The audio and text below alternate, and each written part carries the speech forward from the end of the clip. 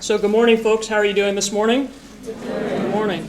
So before I get to my keynote this morning, I want to ask you a question, well, a couple questions really. If you ever take my classes, you'll be subjected to lots of questions.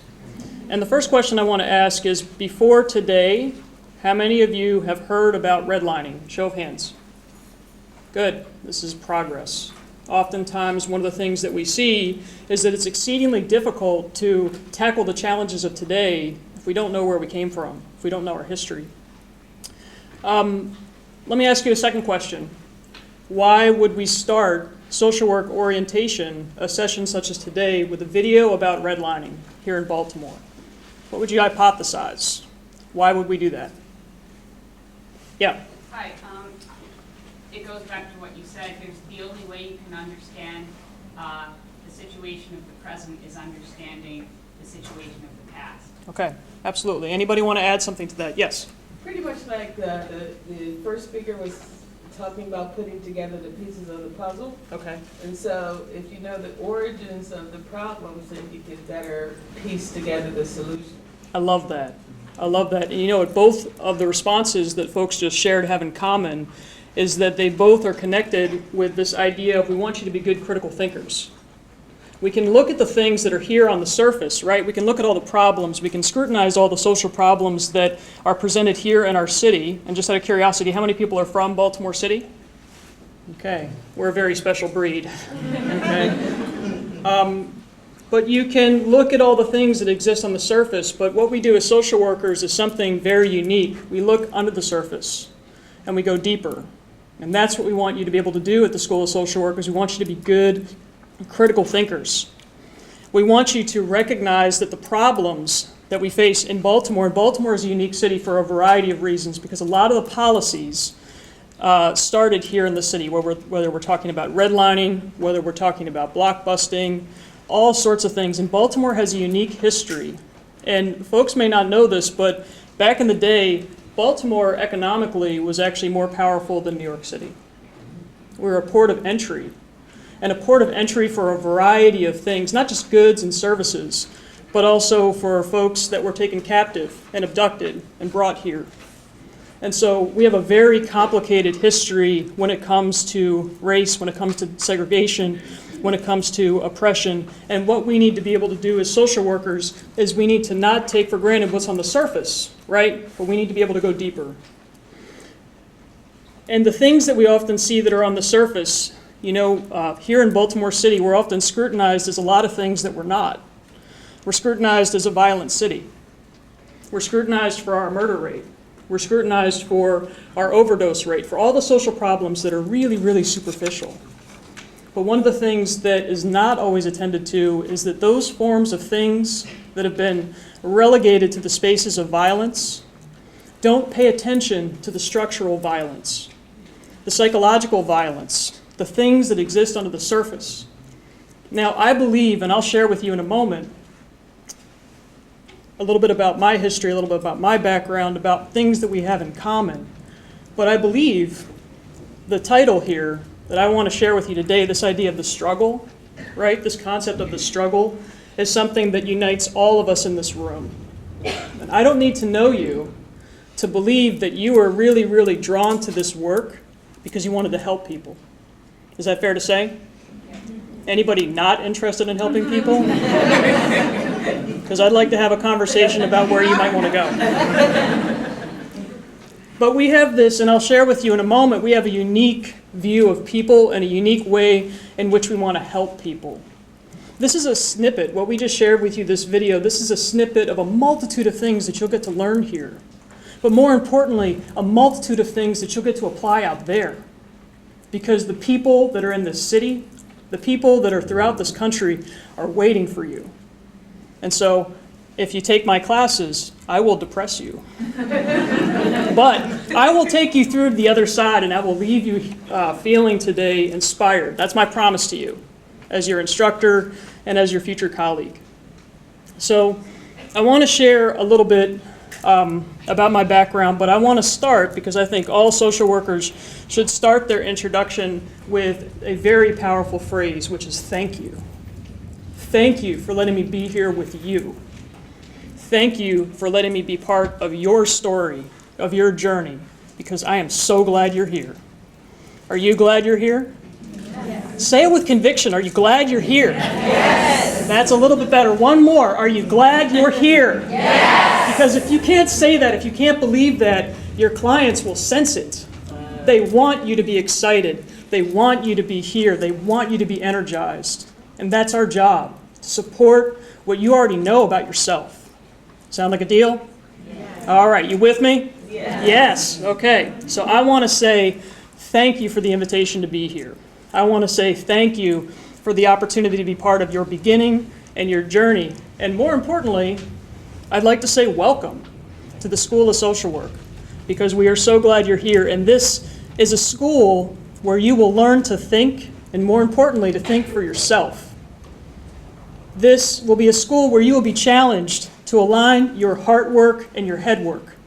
That is what social work is all about. It is about aligning your heart work and your head work, the stuff that you know inside of you, the stuff that you believe about change, the stuff that you believe about people. This is about bringing all of this in alignment. This will be a school where we will endeavor to agitate your curiosity. And sometimes that will be painful.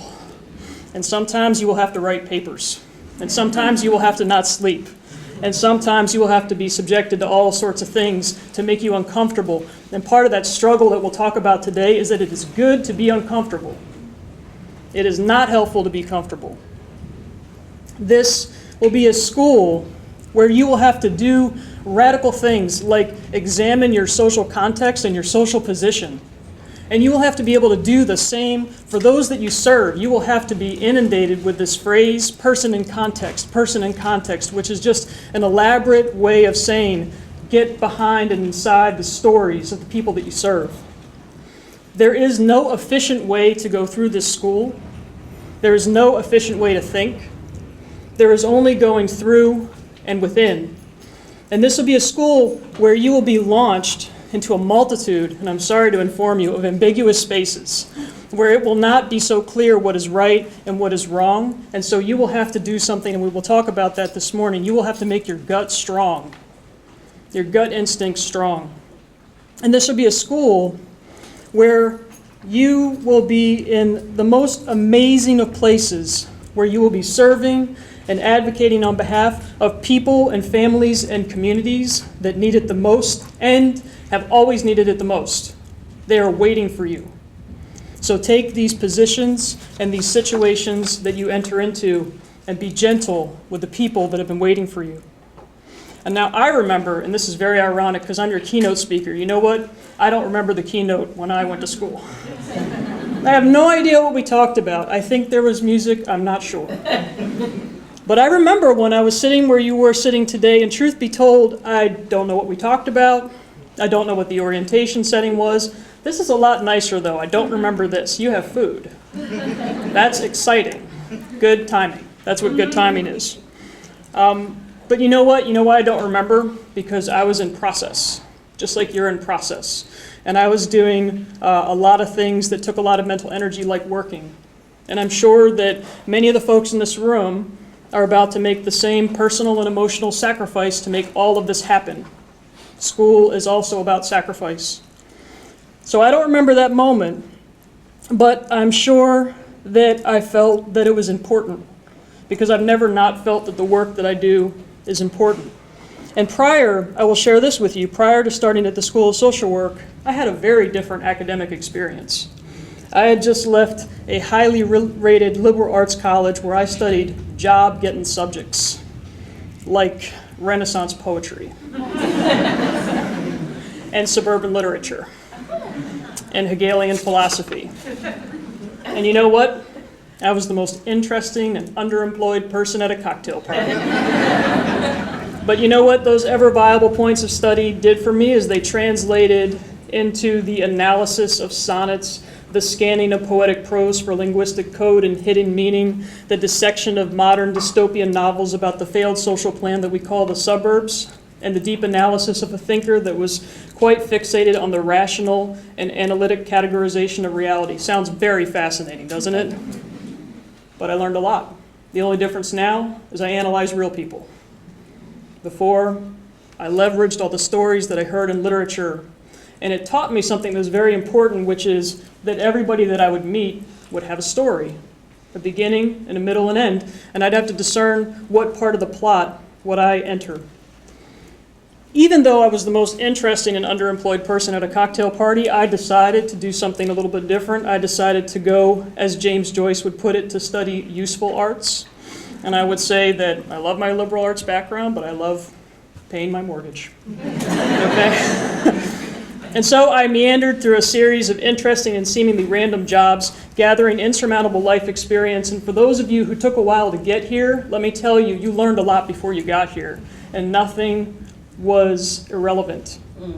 Nothing that you went through before was irrelevant. You are prepared and you are here on time. And I want you to know that. So I meandered through insurmountable life experiences, and eventually I pruned away at the superfluous choices and found personal alignment with social work, and I recognized that it was my vocation, which translates to my calling. You were called to be here. We have that in common too. In his reflections about listening to one's calling, author Parker Palmer said, "Vocation, at its deepest level, this is something I can't not do, for reasons I'm unable to explain to anyone else, and don't fully understand myself, but that are none the less compelling. It is a feeling. It is a gut instinct that brought you here. And honoring one's calling really is akin to honoring a feeling, an inclination, a gut instinct. And I would share that despite the abstraction of it all, this path for me, and hopefully for you, just feels right. And you will never know how important that sensation of it just feels right is. But there's a caveat to honoring one's calling, because it's also akin to climbing the mountain of self-doubt. It's akin to believing with all the courage that one can muster that it is the right thing to do, and honoring my calling just felt right. Social work presented itself as a clear path to do something that I couldn't not do, something that was profoundly motivating for me. As a social worker, I believe that I've always had 3 jobs: to save lives, to reduce the likelihood of harm for others, and to promote healing in my immediate world. Those are my 3 jobs. And being a social worker has always felt like soul work. It has always anchored me to what matters most: connection. Connection with my colleagues, connection with my community, connection with my clients. And I would attest that every day that I have served as a social worker has been a perspective-rendering gift that continuously humbles me in all of the ways that constitute a good and meaningful life. And I want that for you. And perhaps you are sitting here now just like I was then, and you are ready to pursue an academic path that would afford you the ability to serve others, to make a difference, and eventually to gain an advanced clinical license that will help you diagnose your friends and family.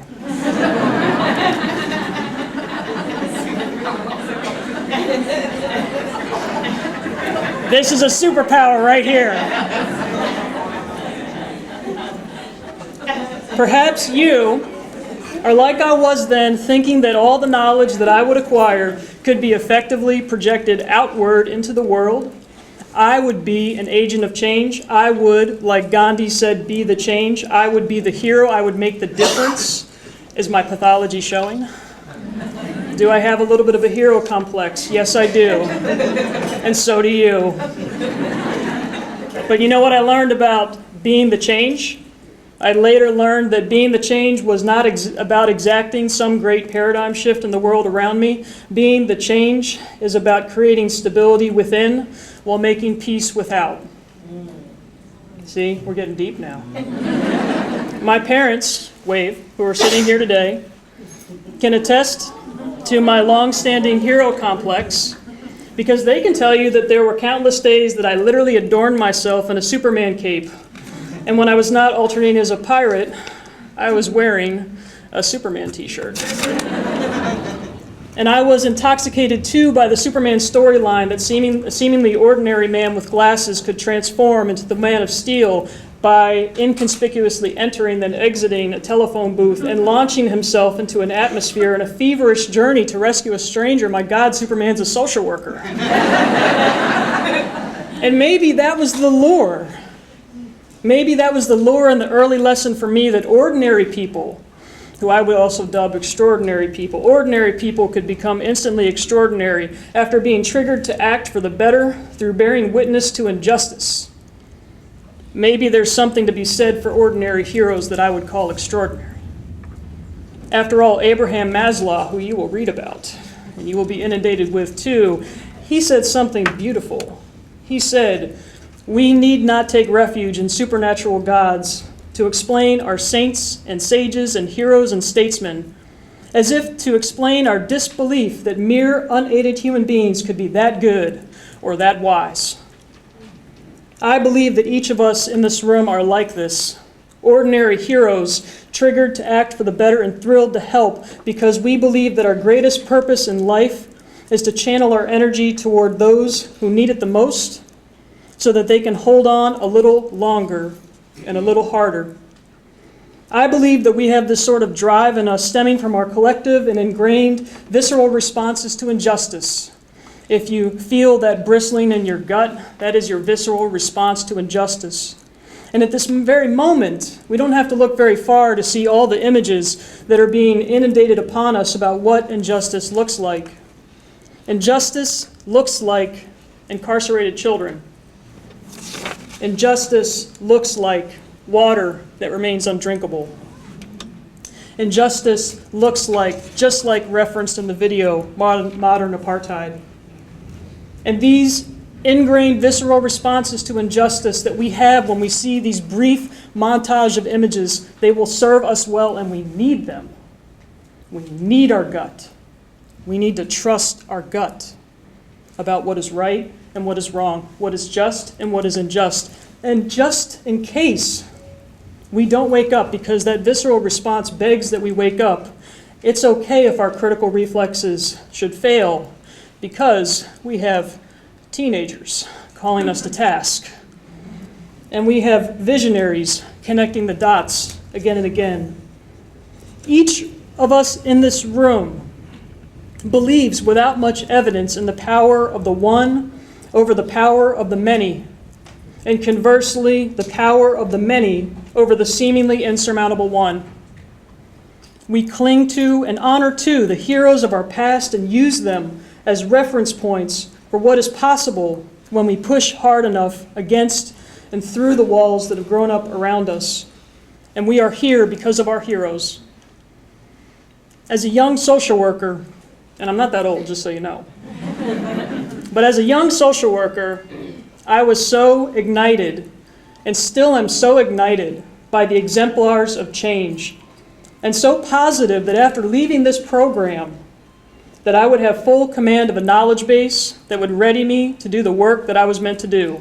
Because I don't know if you noticed this, but there is so much work to do. That's why we need rooms and buildings and countries full of social workers. There is so much work to do. But you know what? I was getting the whole beginning wrong. All of it. I wasn't ready for much. I know 2 years, 4 years is a lot. We're not ready for much because it assumes that there's some final destination to reach. I was getting, and really getting, the beginning of all of my process wrong, and the process entirely wrong. There'd be no plateau of knowledge, no final destination of achievement. The work would be long and arduous, spread over lifetimes and generations. And I would have to commit, and you will have to commit, to participating in a change that you will not necessarily realize in your lifetime. And that is the humility of our work. Just because I crossed some arbitrary academic milestone did not mean that I was ready for much. I did not see along my entire path that there were things that also needed to radically change in myself. And that's been the most interesting part of my journey. to do this good and meaningful work, we have to look within. And we have to pair the struggle that we observe in others with the struggle that exists within ourselves. In his book, The Myth of Sisyphus and Other Essays, Albert Camus said, "There is scarcely any passion without struggle." And I did not know that the experiences that would follow and continue to follow would shape me, change me, and challenge me to dismantle who I thought I was. Because the struggle is real. And you know what? Every day I wake up and I rip apart my foundation, uncovering new caverns and cavities to explore. And every night I go to sleep recovering from the realization that tomorrow will bring more of the same. I am grateful for the interplay and exchange between comfort and discomfort, because the struggle shows me that I am awake and alive. And to do the good work, you have to be awake and alive. And after you leave this room today, after I take you through the pit of despair and send you out on your way, after you leave this room today, you will be initiated into a program, and simultaneously you will be initiated into a continuous process of self-reflection and even self-disillusionment. In truth, the act of going to school and of pursuing a degree that grants you the esteemed privilege to see into the private spaces and lives of those that we serve, to serve our clients, our families, our communities, and our larger world, is all predicated on the ability for each of us to know ourselves and to see through and past the ways in which we've assembled our identities. To see oneself is to engage in a beautiful struggle. It is the beautiful struggle of this work, and it is the place in that struggle where your fear and your strength are meant to live side by side. Where your fear and your strength are meant to live side by side.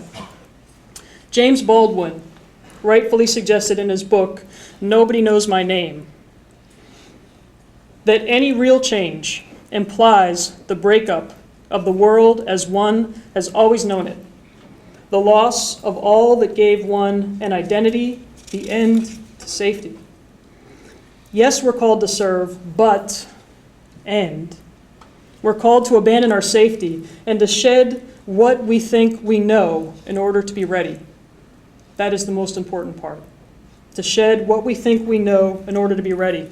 And in order to be ready, I'll share with you that I would have to go inward, not outward, to scour myself and my mind and my soul to better discern who I would be in relationship and in union with those that I would serve. I would have to map out the perimeter of my safety and therefore understand what was not safe for me.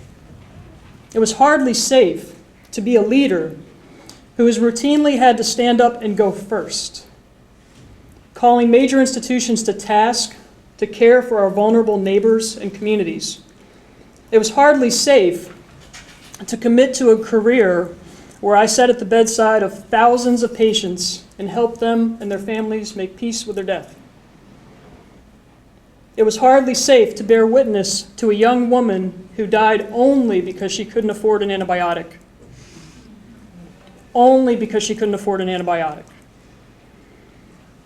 It was hardly safe to counsel my patient's mother to abandon her prejudice so that she could keep watch over and hold her gay son's hand as he died from preventable complications of HIV.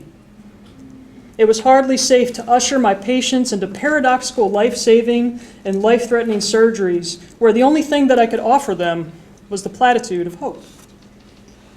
But this is what being in it looks like. And you know what? There is a beautiful and exquisiteness to confronting fear-inducing and unmentionable things. There's a beautiful exquisiteness to confronting fear-inducing and unmentionable things. And there was a beautiful and life-affirming clarity that made me worship my humanness and worship the humanness of those that I served. I love life because I've seen so much death. And I love justice because I've seen so much injustice. And I respect conflict because I have seen the transcendent power of love. And you know what? That mother held her son's hand. As a social worker and you will have this experience too. We are the keepers of legacies of people that we've met for months, days, and moments. And they all mattered deeply to me and remain in me and will remain in me for the entirety of my life. And I can only reach these sorts of realizations and awakenings because I intentionally lean into the struggle of this work and consider to committing to discerning what it means for me. And as you go through this program, you will learn to be objective. You will learn about science. But then you'll dismantle it because caring is always personal. So you will have to balance and massage that line between what is seemingly logical and what is seemingly internal. I would learn again and again, and I want you to learn again and again, that we are better humans when we are not divorced from our tears, from our flesh, and from my aspiration to be whole. In his work, A Hidden Wholeness, The Journey Toward an Undivided Life, Parker Palmer, referenced before, said, "Wholeness does not mean perfection. It means embracing brokenness as an integral part of life. I was better, and you will be better, when I was acutely present with those that I served. I was better when I was open, when I was vulnerable, with the very people that I was encouraging to be equally vulnerable. But this, of course, always comes with risk.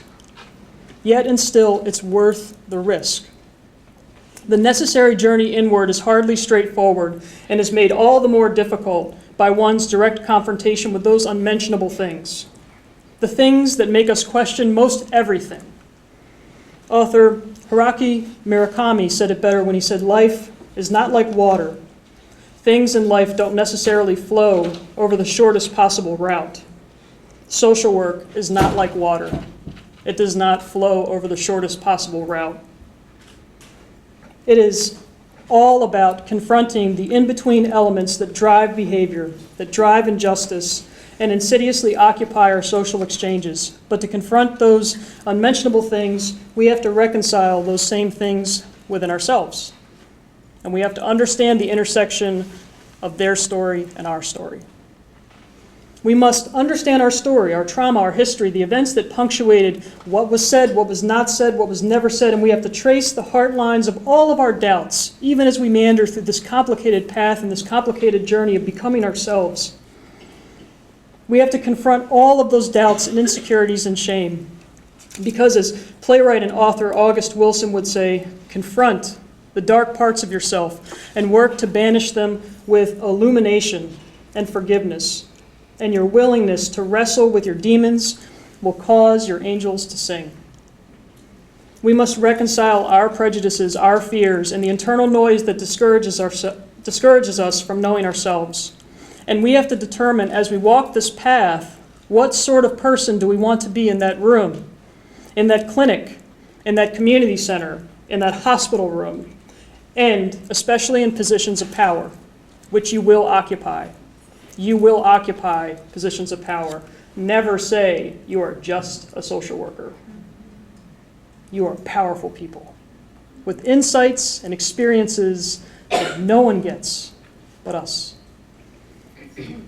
And we have to find the words to overcome our silence, because that is ultimately the cathartic gift that we offer to help our people to find the words to overcome the silence. Author and poet Youre said it best when they said, "My whole life I have ate my tongue, ate my tongue, ate my tongue. I'm so full of tongue you would think speaking is easy, but it is not. I have been called all of my life to serve and ease the discomfort for others, and yet still struggled profoundly with what it is like to be human. And you as social workers, because we've already discovered we're superheroes, must love your human. Because your human is where your gut lives. And I don't believe that I'm alone in this struggle. This collective struggle, after all, is a direct consequence of a world that is hard, of a world that emphasizes strongman exceptionalism and stigmatizes vulnerability, and the weight of it all splits us down the middle. So we are living two decidedly different lives, the one that is seen and the one that we hide. Now my wish for you, because today is all about you, and my wish for you is that each of you in this room love this work. I want you to love this work and aspire not to hide, and that you always know that you are in the exact place that you're meant to be. If you arrived here today, you arrived on time. You are in the exact place that you are meant to be. My wish for you is that your awakenings, as you walk through this process, destabilize you and catapult you to a place of insurmountable growth. My wish for you is that even when you're tired, and you will be tired, even when you are tired, even when you question, when you doubt, when you become enraged, when you dare to weep, because we have feelings too, that you remain convicted that you are where you are meant to be. There is a lens and a way of seeing that is derived from our world, from seeing all the things that we see. And you and I will be infinitely better because of this walk and because of the people that we encounter. And while these people and events that we will bear witness to may periodically send us, as I mentioned, into the existential pit, we will be restored each time we rise from our struggle and from the ashes of our crucible moments. After all, I'm willing to hypothesize that for many of us, our crucible moments brought us here to begin with. Maybe one day we saw injustice. Maybe one day we saw something happen in our family. Maybe one day we saw something that happened in our community, and we said, I want to be part of something that changes this. So I would encourage you to pay attention to those crucible moments, because they're essential parts of your story, the story that you will discover in union with what you do. I would share that I know who I am, and I am discovering who I am today, not because of the moments that I felt safe, but because of the moments that I felt decidedly unsafe. And I would reference Wahid again, who said, be insecure in peace, allow yourself lowness. Know that it is only a country on the way to who you are. I hope that you arrive at destinations that you did not anticipate, and at the emotional shores of countries that your compass did not account for. This moment that you occupy right now is the absolute best part. It is the beginning and continuation of everything. And embrace two, and look around the room. Turn around and look around the room. Are you alone? No. Say it with conviction. Are you alone? No. No. So I would say, look around the room and embrace two, that you do not occupy this moment alone. Take note of the room, of your families by blood and by choice, of your people, of your community, of your leaders, of your mentors, of your village. And may you leave here inspired to be ready, to serve, to help, to heal, and to be that united human that bravely leans in to your beautiful struggle. Thank you.